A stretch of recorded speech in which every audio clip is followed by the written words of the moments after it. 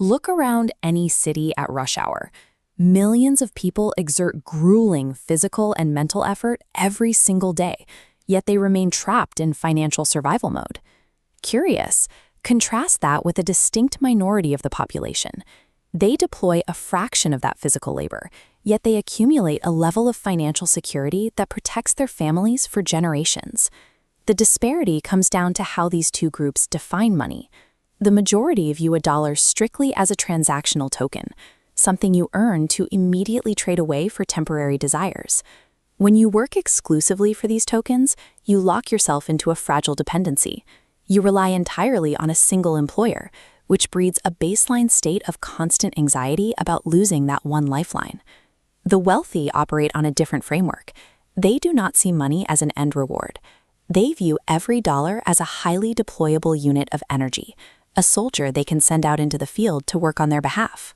The ultimate objective of accumulating these financial soldiers is never to purchase luxury.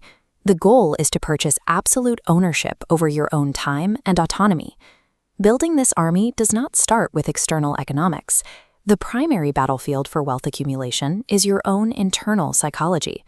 For the working class, an acute fear of losing capital often paralyzes decision-making. This fear actively prevents people from taking the calculated risks necessary to grow their money. This creates a poverty mindset. It weaponizes a lack of initial resources, using it as a reason to avoid taking any financial action at all. A wealth mindset looks at the exact same restrictive economic environment and scans it for hidden asymmetrical opportunities, places where a small initial action can yield a disproportionate return. To act on those opportunities requires delayed gratification. This is the deliberate sacrifice of instant, fleeting pleasure in exchange for building permanent structural security.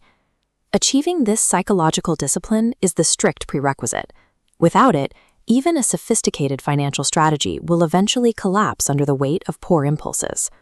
Once the mental framework is calibrated, we can move to the specific mechanics used to build a self-sustaining financial ecosystem. The foundation is the 10% rule. This is the practice of extracting a dedicated portion from all income for investing, isolating it before you calculate any living expenses. This graph compares two approaches to saving over a 30-year timeline.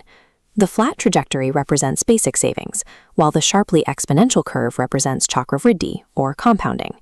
Compounding is the process where returns on your investments begin generating their own returns, transforming consistent capital into massive wealth. Look at the inflection point at year 10. Early, consistent investments overtake delayed, larger investments, causing the growth rate to skyrocket.